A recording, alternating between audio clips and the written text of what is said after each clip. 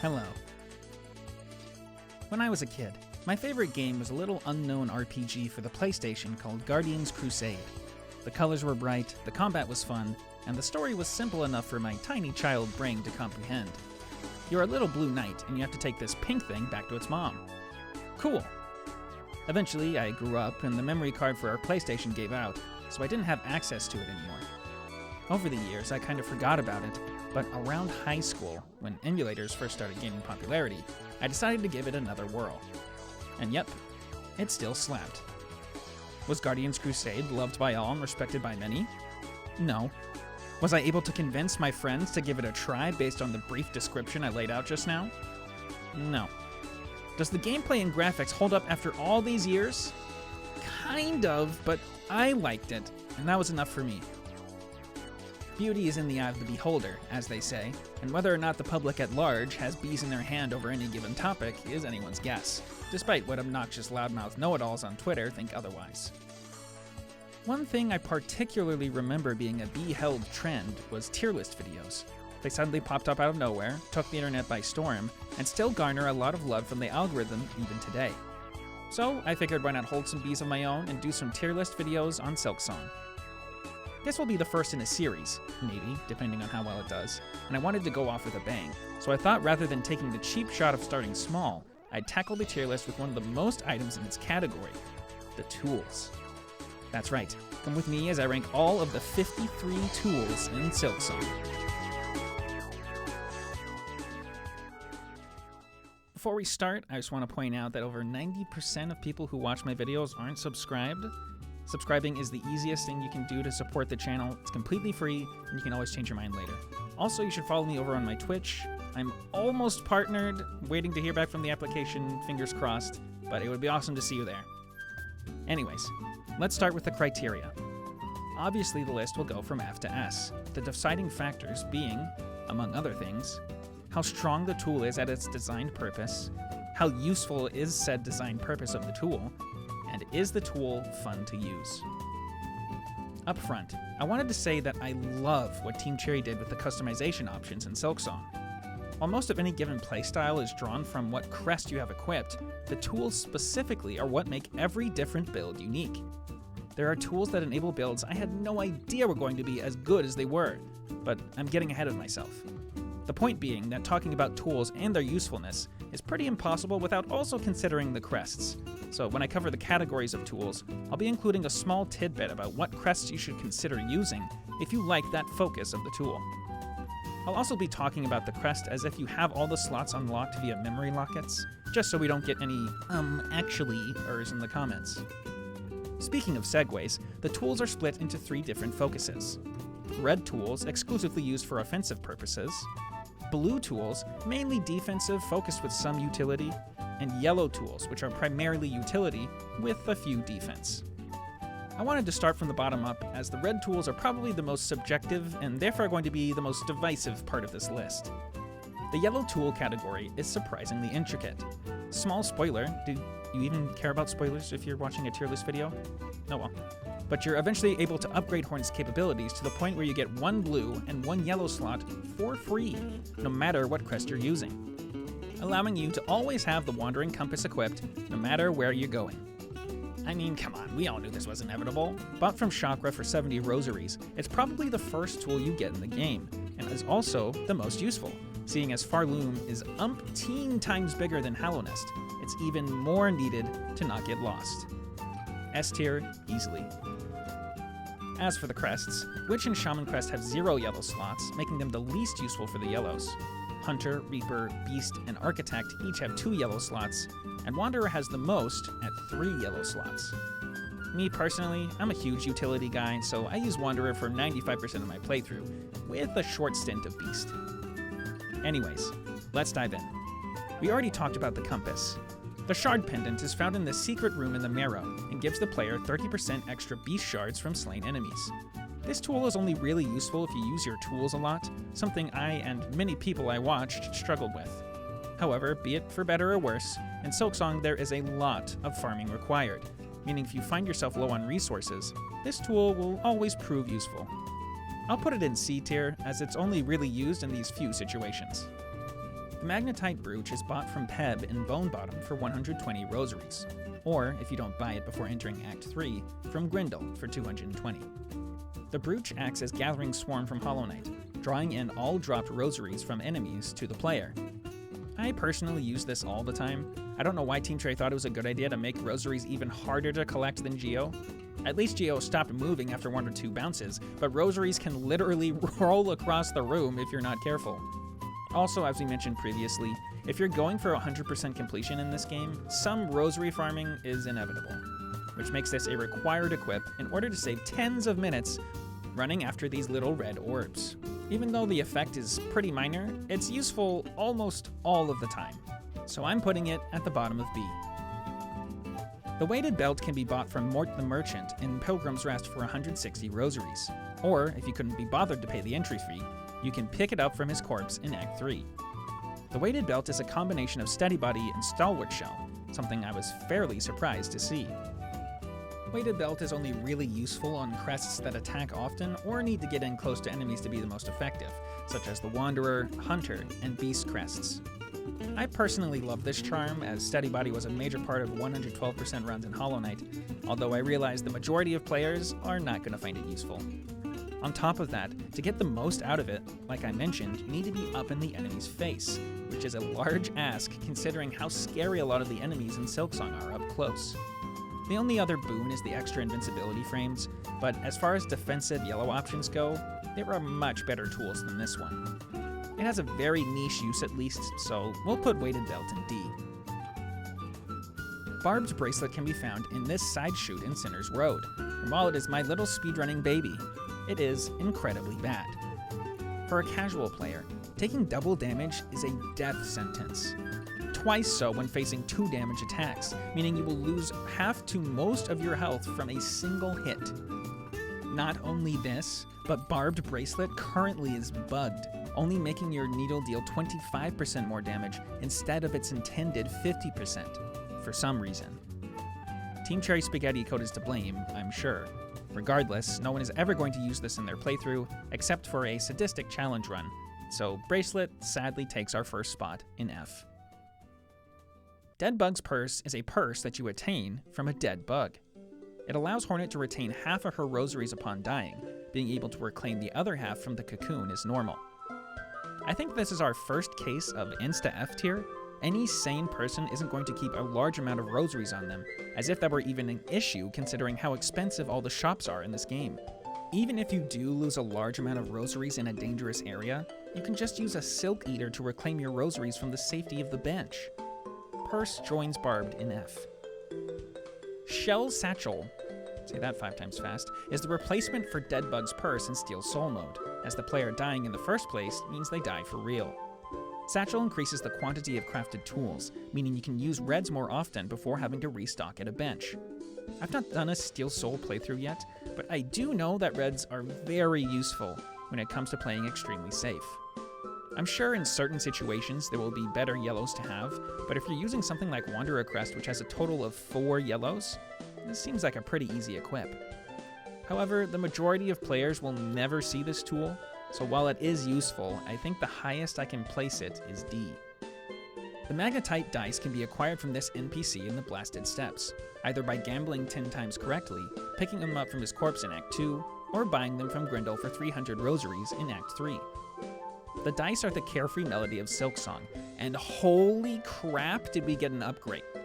Not in the sense of the proccing, that part was actually heavily nerfed from plus 10% chance per hit to 2% per hit, to a max of 10. Also, if you equip this while you have the Wanderer's Crest, it boosts the crit percentage by 2. Not a lot, but a gambler's gotta gamble, am I right? Just listen to this. Oh, baby! The rush from knowing you hit an insane gamble and that sound? Oh, let's play it again. So sick. The dice are the only yellow charm with any capacity past utility, and having a get out of jail free card for boss fights is not a bad deal at all. I wouldn't wear it everywhere, as there are better charms to have for exploration, but if you're having trouble with a fight, it is the go-to yellow. If the odds tipped a little more in your favor, it'd be better, but as it stands, I think the dice's home is in B. The Scuttlebrace is one of the tools that can be bought from the Architect in the Underworks for 140 rosaries and a craft medal. Equipping it allows Hornet to scuttle. Look at her, scuttling around. Wowzers. Scuttling makes Hornet's hitbox shorter, allowing her to slip under some attacks. Despite its look, scuttling is slower than sprinting, and I don't know why anyone would want to use this versus just pushing the opposite direction and running. There's a lot of charms I'd rather have equipped in the yellow slot than the Scuttler, and since it has no real or practical use, it's going to go in F. Ascendants Grip can be purchased from Jubilana in Songclave for 350 rosaries. It allows the user to permanently stick to a wall instead of sliding down while wall clinging. Not much to cover here. If you like to be more careful platforming, it's a perfect pickup, but the upside of this charm can be mitigated by just platforming better. There are better uses for your yellow slots, so I'll leave the Grip in D. Grip in D's nuts. The spider strings can also be bought from Jubilana after saving her from the birds by the putrefied ducks. It increases the area of effect of the needle end and increases the time enemies spend singing by 2.5 seconds. How fun! Yeah, I don't know what I need to say about this. I don't know of anybody actually using the needle end to save themselves from enemies, and even then, you could just run away. I remember thinking this would be needed for some part of the secret ending, but nope. Quite useless. F tier for you, strings. The Silkspeed Anklets can be found in Weave Nest Syndril and Farfields, and increases Hornet's run speed by 34% while equipped. These are one of the tools that it's a little off-putting as you start using it, but once you get used to it, it's really hard to swap to something else. Especially if you're running around hunting for those final percents, it saves so much time to have this equipped. The barrier for entry is pretty difficult to get over, especially if you're a casual player, but I highly suggest getting used to these once you get them. Anklets go in B. The final yellow tool is the Thief's Mark, purchased from Grindel in the Blasted Steppes. Thief's Mark increases the amount of dropped rosaries from enemies depending on the type of the bead. Small red beads are boosted by 40%, the gray beads are boosted by 30%, and the large pearl beads are boosted by 20%, each of these rounded up. However, if Hornet takes damage, there's a 30% chance to drop 3 to 5% of all of your rosaries. There's also the mini side effect of snitch flies not attacking you on sight, as long as you don't attack them first. We kind of touched on the farming situation earlier, but if you're going for 100%, then this charm is unfortunately required. For sure, use it if you're on that completion grind, but otherwise, I think Thief's Mark lands in C. And that's all the yellow tools. It is the smallest category, to be fair, and the other two are pretty similarly sized. However, I really want to talk about the blue tools next, so we'll be saving the reds for last. I want to start this section by saying that defensive options in Silksong are amazing.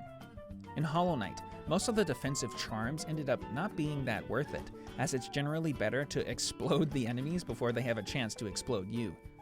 Silksong is much harder than Hollow Knight, not to mention a lot more dangerous to get a heal off, considering if you get interrupted, you lose all of your silk with no benefit.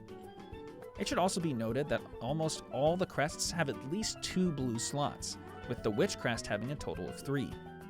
The only crest without any blue slots is the Beast crest, but that crest's entire gimmick is going balls to the wall offensively, so I'd say that's okay. With that being said, let's dig in. Our first tools are the Druids Eyes tools. Obtained by delivering a certain number of moss berries to the Druid in Moss Grotto, taking damage adds a green silk to your bar, after which taking damage again will generate a full silk. The second charm doubles this effect to 2 bars of green, therefore still requiring you to be hit twice before generating the silk. I actually didn't even know you could upgrade this tool before researching for this video. I used it a little bit myself, but as we'll get into later, there are other tools that are better defensively. That being said, if you are tanking a lot of hits, this is a great choice. Our first blue tool will go in C. The Magma Bell can be bought from the Forge Daughter in Deep Docks for 110 rosaries and a craft medal.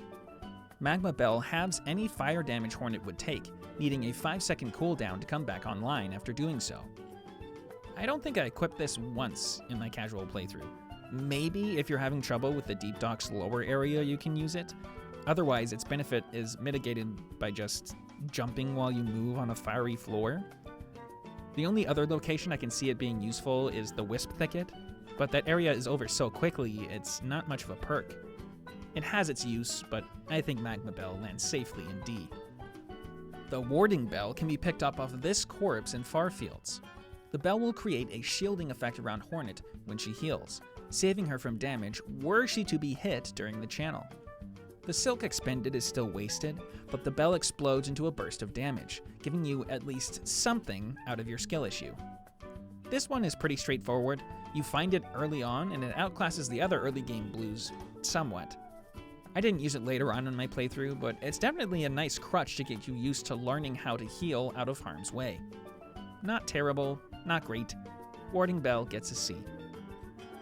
The Pollip Pouch is gained after completing the Rite of the Polyp Wish in Shellwood, and is generally considered one of the strongest blue tools. The pouch adds ticks of poison to your red tool's attacks, with the damage increasing depending on how many crafting kits Hornet has. This even applies to the non-attacking red tools, such as Flint Slate, Flea Brew, and Plasmium Phial, giving them their own special effects. Something to note about the poison damage is it's unaffected by the boss's scaling resistance stat, making it a very good option for some of the tankier late-game bosses. I'm sure you've seen some shorts or TikToks of someone destroying Groll in 5 seconds using the pouch. The damage gained from the poison ticks is undeniably very strong. It's especially effective in long, drawn-out fights, where you're able to proc the poison as many times as possible. You need to allow the effect to wear off before proccing it again to gain maximum DPS anyways. If you use red tools at all, Pollip Pouch is a highly recommended pickup. Useful in every situation, Pollip Pouch joins our S-rank tools. Fractured Mask can be bought from the Mottled Scar in Hunter's March for 260 rosaries, or picked up off his corpse in Act 3. The mask will protect Hornet from death once, shattering when doing so, and only recharging after death or sitting on a bench. This is an amazing charm, useful literally all the time. Once you get more comfortable with the game, you can equip other blues, but along the lines of the Warding Bell, this charm is an amazing set of training wheels in the early game while you're improving at the combat. It's not very useful when you get good at the game, but Fractured Mask is easily A tier at the very least. Multibinder is an interesting tool. It can be bought from the Bellheart merchant after finding her missing courier for 880 rosaries? Jesus Christ. And it extends the binding healing process by 40%, allowing Hornet to heal twice for 2 masks, instead of once for 3. This charm is alright on its own, but it does work when combined with other charms, specifically the Injector Band, Trobio's Mirror, or Warding Bell. On its own, it's okay. If you're in a difficult platforming section, you can take advantage of the extra heal fairly easily. But in a battle, unless you manage to stagger the boss, it'll be hard to get the full heal off. The fact it requires other tools to make it good holds Multibinder back just a bit, so we'll put it in B. The Weavelight is obtained in Weave Nest Atla in the Moss Grotto after killing the duo Moss Mother boss. Weavelight basically acts as an extra silk heart, allowing Hornet to passively gain an extra strand of silk, on top of having the strands regenerate faster from said hearts. I tried to use this in my playthrough, but it's overshadowed by the other blue tools. As far as defensive options go, it isn't terrible, but as it stands, it's hard to see how this extra silk helps. If you use your silk to heal in a fight, odds are you're going to be hitting the enemy anyways, meaning waiting around is actively hindering you. I can see it being useful for rough platforming sections where you need to claw line a lot, but other than that, it doesn't do much. These facts together land Weavelight in D. Sawtooth Circlet would be an amazing charm had Team Cherry not seen speedrunners break Act 2 with it and nerf it into the ground. The circlet is obtained from the Architect in the Underworks for 230 rosaries and a craft medal, and turns your cloak or double jump into an AoE attack. This attack can be spammed and is very strong at the cost of having arthritis before you're 30. I've never seen anybody use it in a casual playthrough, as it's hard to gauge how strong it is. The spacing is incredibly hard to get used to, and the combat style it asks of you is incredibly impractical. As it stands, a casual player is never going to make use of it, and the speedrunners had it for all of 2 seconds before it was ripped away. Plus, there are just better uses for your blue tool slots. Sawtooth Circlet gets an F. The Injector Band is found in White Ward and increases binding speed. Other than the lore implications, there's not much to discuss here. As I said earlier, defensive tools are incredibly strong in Silksong, and the Injector Band is the creme de la silk. The odds of your heal getting interrupted with it is incredibly low. While it works well with Multibinder, it's incredibly strong even on its own. But it's another one of those tools that you don't really need once you get good at the game. Injector Band is an easy A. The Spool Extender is one of the more expensive shop items at 720 rosaries, so you'd think that its effect would warrant the price tag. This tool increases the total amount of silk Hornet can hold by 3 strands, meaning starting at 6 extra strands of silk, Hornet will be able to heal twice from a full pool. This sounds good in theory, but I can't recall of a time where 2 heals was that much more useful than 1. Consider firstly, you don't have enough masks for this to be useful until late in Act 3. And secondly, if you're really in need of 2 heals, you're probably within kill range already, after which 1 heal with the Injector Band Multibinder combo gets you in relatively the same spot, albeit with 1 hit less HP. But Cactus, you say, why use 2 blue tools when this one does the trick at just 1? Because the first combo is so much safer. Most in-game bosses' stagger timings only give you time for 1 heal anyways. While it would be nice to have extra silk left over from healing, this can be mitigated easier from other tools. Spool Extender is nice in theory, but as it stands, I think it's outshined by other blues. Combined with the hefty price tag, I think the Extender lands in C. The Reserve Bind is attained after defeating the 2nd Sentinel in combat, and is pretty self-explanatory. This tool will give Hornet 1 free heal, regardless of how much silk she has left. It only has 1 use, and can be recharged upon sitting on a bench. The charge is only consumed if she doesn't have enough silk for a normal heal. If you think about it, this tool is fairly similar to the Spool Extender, except at a one-time use. If you really need a second heal, I believe it to be better than the Extender as, let's be honest, if you need more than 2 heals back to back, you probably aren't winning that fight anyways. In my opinion, the silk is usually more efficient when spent on spells, and the Reserve Bind gives you the extra heal without the cost of the silk, or the hefty price tag of the Extender. For those reasons, I think the bind lands in B. The Claw Mirror is picked up after defeating my GOAT, Trobio. They cause your bind to release a damaging explosion with an after effect DOT that deals a bit more damage. This is upgraded in Act 3 after defeating him again, adding 15 to 20 damage depending on how many crafting kits Hornet has acquired. Also, Hornet adds a dramatic little twirl to the healing animation. While the source of this tool is amazing, the tool itself is less so. It has its place in a niche healing build, but it requires you to be close-ish to an enemy while healing, which is a recipe for disaster. Trobio, you're my GOAT, but your mirror is a D. The Memory Crystal is found in a secret room in Mount Fae, and causes a frozen afterimage of Hornet to appear after she is hit. The afterimage will explode upon contact with an enemy, dealing damage. Another niche healing build tool, unless you take damage a lot, in which case it can actually deal a decent amount of damage. At max crafting kits, it deals 34 total, which is 1.5 needle hits when the needle is fully upgraded. Perfect for those who liked face tanking, but not good at much else, the crystal gets a solid C. The Snitch Pick can be bought from Grendel for 740 rosaries, and allows Hornet to nab some beast shards and rosaries off of enemies from the secondary hit of her claw line, while also increasing the claw line's damage by a little bit. Notice how I said some and not extra, because for some inane reason, the rosaries obtained from this are subtracted from the total rosary count when you kill the enemy. Not to mention, on release, this tool didn't even function properly. The beast shards are unaffected, but there's no real use for this unless you are exploring, and don't feel like equipping a good blue tool. Snitch Pick is pretty useless, and joins our F tools. The Volt Filament is found after defeating the Volt Worm in Volt Nest, and buffs the damage of all Silk skills by 25%. That's incredible, considering Silk Spear at max needle level is already dealing 63-ish damage. Plus this damage stacks with the damage gained from the Shaman Crest, meaning you will one-shot most small enemies and deal a ridiculous amount of damage to bosses. Team Cherry had to nerf Volt Filament, and it's still considered one of the strongest tools. I highly recommend giving this tool a try, and it easily lands in S. The Quicksling is found behind this breakable wall in Bile Water, and doubles the numbers of tools thrown.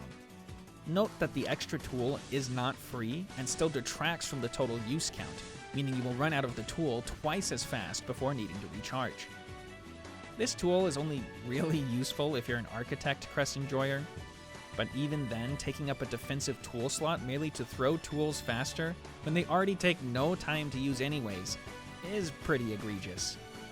There are much better blues than the Sling if you want to buff your tool usage, so giving Quicksling an easy F.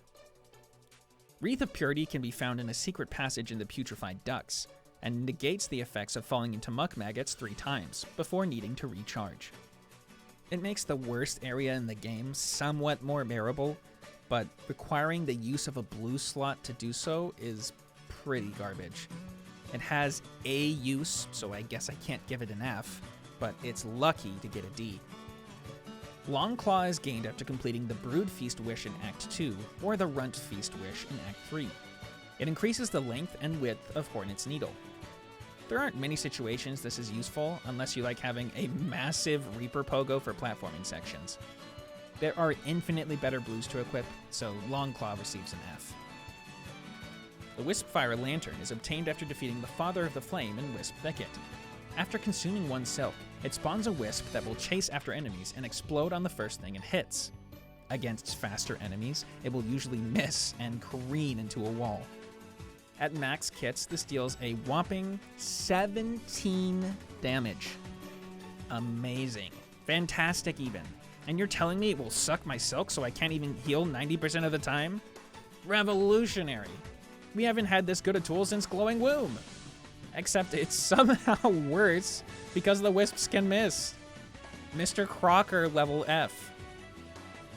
Egg of Fleelia is one of the hardest tools to get in the game, as it requires you to find and rescue all 30 fleas. This cute little egg reduces the needed silk for skills from 4 to 3, while Hornet is at max health. With max spool size and the extender, this equates to 7 uses of spells on one full bar, which doesn't sound like much, but it can amount to buttloads of damage. The cost is having to not get hit ever, but you can abuse this with the Plasmium Phial tool, which we'll get to in a bit. While it is decently good, it takes a lot to make work, so I think with all these stipulations, our flea friend can only make it to C. Our final blue tool is the Pin Badge, acquired after defeating the Pinstress in battle in Act 3. This reduces the charge time of the Charge Strike by 50%. I am not joking when I say I cannot remember a single time I used the Charge Strike. This tool is not useful. A Charge Strike is never better than just hitting an enemy twice. F. F, F, F, F, F. All right, now we can get into the real meat and potatoes. The red tools. For these, we're going to assume that Hornet has all the crafting kits, so the tools are operating at maximum efficiency. Also, we'll assume that Hornet has a bajillion beast shards saved up. This way I won't have to talk about how good or bad they are for each independent upgrade, and we won't have to mention the crafting cost of every tool, unless it's particularly noteworthy. This script is already 10 pages long, and I don't want to keep you guys here all day. The Straight Pin is the first red tool that players will stumble across in the Marrow. As such, it is a very simple tool that doesn't deal much damage, but is easily spammable at 24 uses. Not great on its own, but in extremely extended fights, being combined with the Pollip Pouch, you can get many poison ticks off. Not terrible, but not particularly great. Straight Pin is a D. Threefold Pin is the Straight Pin, but 3. Found in Greymoor, each pin that hits the same target deals reduced damage, down to 33% its normal total. Best used as crowd control in fights with lots of enemies. If you're ever struggling against an arena, these may be the tool for you. although they definitely get outclassed by some of the later reds. It's a straight upgrade from Straight Pen, so we'll put it in C. The Sting Shard is pretty cool. It can be bought from the Forge Starter for 140 rosaries and a craft medal. Hornet places her trap in the arena, which then either explode for massive damage, or a little bit of damage if the enemy is hit before the trap is fully set up. These are also insanely good for arenas, as if you can remember where the enemies spawn, you can lay the trap ahead of time, exploding the waves with massive damage before they can even blink. This works phenomenally with the Pollip Pouch, as it re-procs the poison 5 times. The damage doesn't stack, but it still packs a punch. It's pretty good, but it's held back by the fact that some enemies are able to repel it, so it's not useful all the time, but the situations you can use it, it's pretty nuts. We'll put it in A. The tacks are obtained by completing the Roach Guts wish in Sinner's Road. Up to 4 tack groups can be deployed at a time, and they disappear after hitting twice. Tacks are a strictly worse Sting Shard. They're still pretty good, but on top of not being airborne, there are a lot of grounded attacks that can get rid of these little guys. There are better reds, so we'll put tacks in C. The long pin can be found in this wall in Shellwood, and is surprisingly useful. The throwing arc takes some getting used to, however it pierces shielded enemies, such as the shield bearers in deep docks, and larger enemies like the Skull Tyrant. They're good for the point in the game when you get them, but they get outclassed pretty easily by the other reds. We'll give them a C. Curved Claw can be purchased from the modeled Scar in Hunter's March for 140 rosaries, and then upgraded later on the target range in Farfields.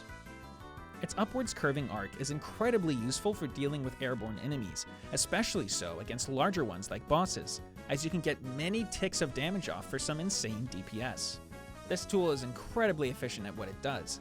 Excellent mobbing tool that does great damage against larger enemies. Curved Claw gets an A. The throwing ring is obtained from Chakra after completing the Trail's End wish. When thrown, they ricochet around the room, hitting enemies multiple times before disappearing. They also turn Hornet's Taunt into Poshanka, no longer consuming a silk, and increasing the damage of the next ring throw by 50%. The rings are fairly comparable to the Curved Claw, except they're good against all enemies, both grounded and airborne. Especially since they come with a free damage boost, these rings will chew through hordes of enemies, or deal massive damage to larger ones. Nothing to say here except Poshanka. S. The Pimpillo... Pimpillo? The Pimpillo can be crafted in this secret room in Greymoor for a craft medal. They are tied for the highest craft cost in the game, and deal massive damage when thrown. However, they also have one of the least uses in the game, needing to be recharged after only 8 throws. If you have a lot of spare shards on hand, they're incredibly useful at mobbing, but less effective against bosses. Pretty strong, but not amazing. Pimpillo lands in B. The Conch Cutter can be discovered in this room in the Sands of Karak. When thrown, it will ricochet around the room, stopping when colliding with an enemy and hitting them multiple times. It does decent damage and is good at proccing poison, however it ends up being underwhelming compared to our other options. It can hit airborne enemies, but the odd way it bounces around the room can be difficult to get used to, meaning you can accidentally waste shots very easily. Not the greatest red, but not terrible. Conchy Boy sits in C. For Conch. The Silk Shot is an interesting tool. After picking up the ruined tool from Weave Nest Merglin in Bilewater, it can be repaired in one of 3 places, with varying amounts of damage and firing method depending on the repair. I think it's prudent if we rank each of them separately, as the damage and usefulness differs depending on which of the 3 you end up with. If taken to Mount Fae, Hornet will repair it herself with a craft medal, turning the Silk Shot into a literal railgun. The cost is incurred upon firing, meaning if you get hit during the windup, you will lose the silken shards without dealing any damage. However, this laser pierces armor, making it an incredibly good punish in nearly every situation. Fae Shot gets an S. If taken to the 12th Architect for 140 rosaries in the craft medal, it will turn the Silk Shot into a burst fire weapon, shooting out silk in bursts of 3. As with the threefold pin, each subsequent hit deals less damage, reduced to 33% at the 3rd hit. It has the shortest cooldown of the three, but deals less damage overall, and consumes silk very quickly, meaning if you plan to use this, you're basically never going to get to heal.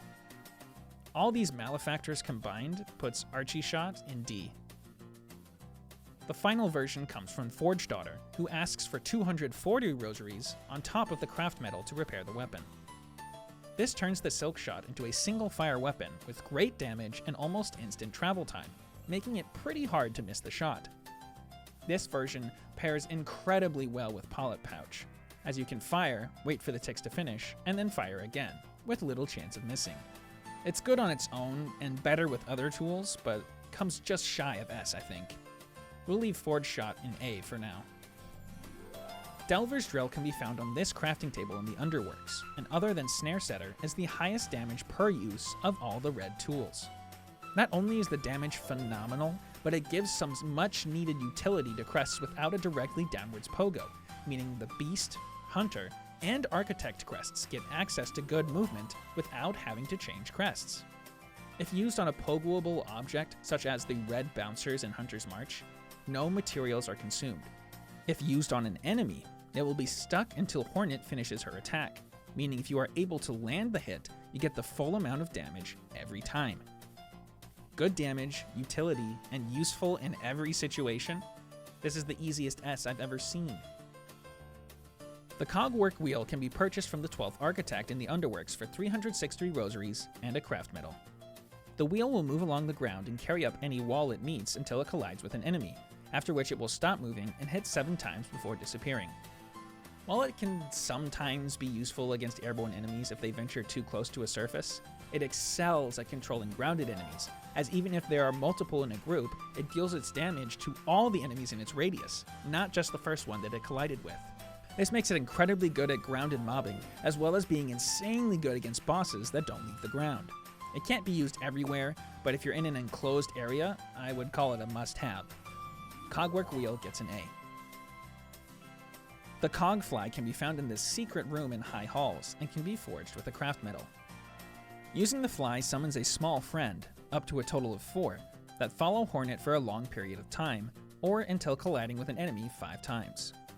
While they don't deal an incredible amount of damage, the Cogfly excels at persistence, always getting its max damage off with every throw.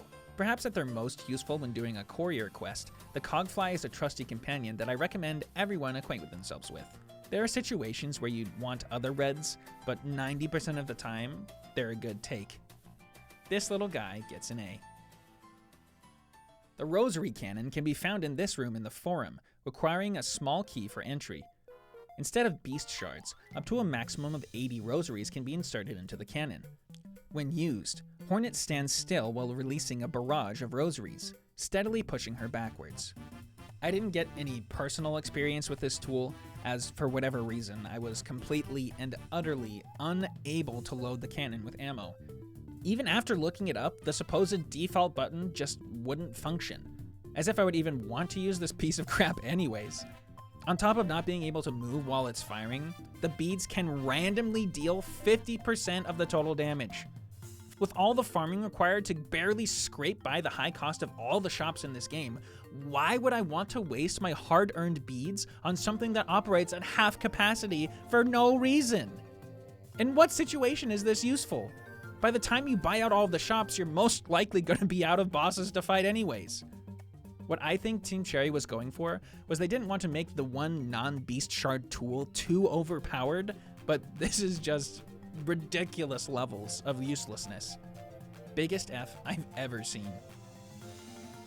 The Volt Vessels can be found behind this secret wall in the Memoriam.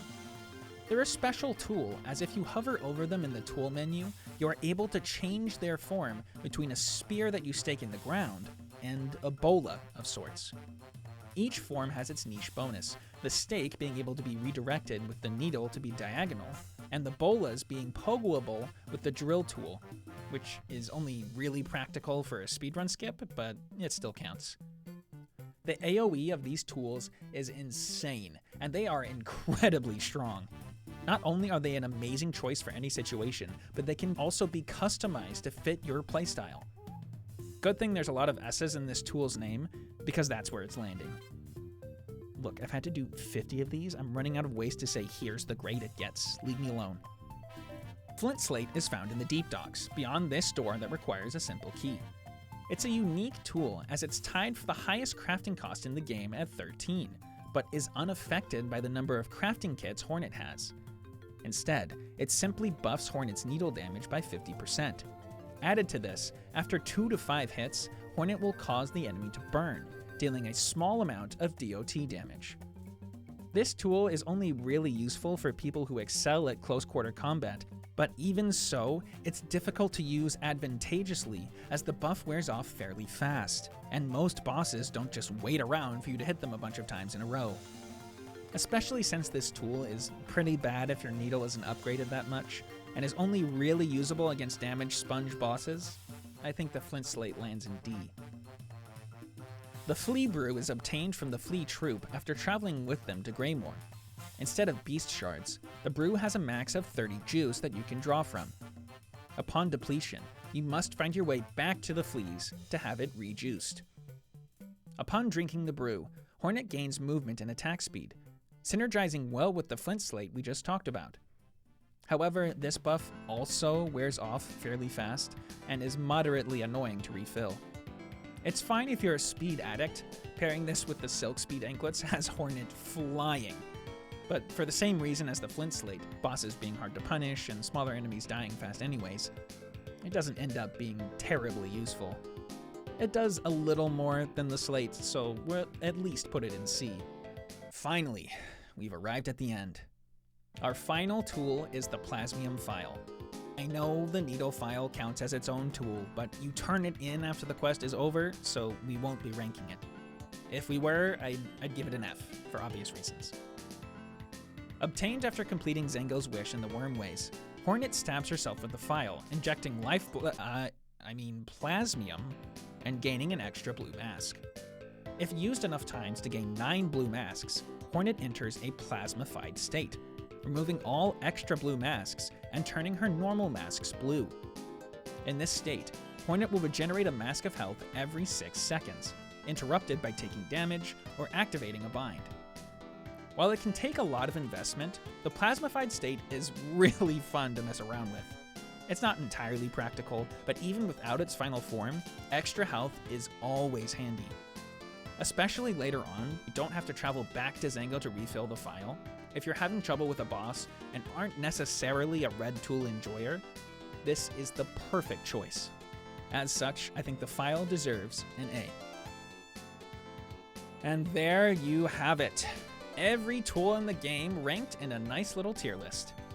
I'm sure I rustled some jimmies with a few of these, but I did my best, and overall, I think I like where everything landed. But now, I want to know what you think. Did I rank a tool too high or too low? Which tool is your favorite? I was thinking of doing a small follow-up video detailing a bunch of different builds, but I feel like I'd need to do the Crest tier list video before that one, just so everything can be in context. Maybe I could mix the two and do a double tier list. Let me know in the comments. It can be a tad annoying having to farm beast shards every now and then, but one thing's for sure. Silksong has many differences from its predecessor, and while some of them are for the worse, I think the customization and build expression Team Cherry brought with the tool system is unrivaled. Thanks for watching.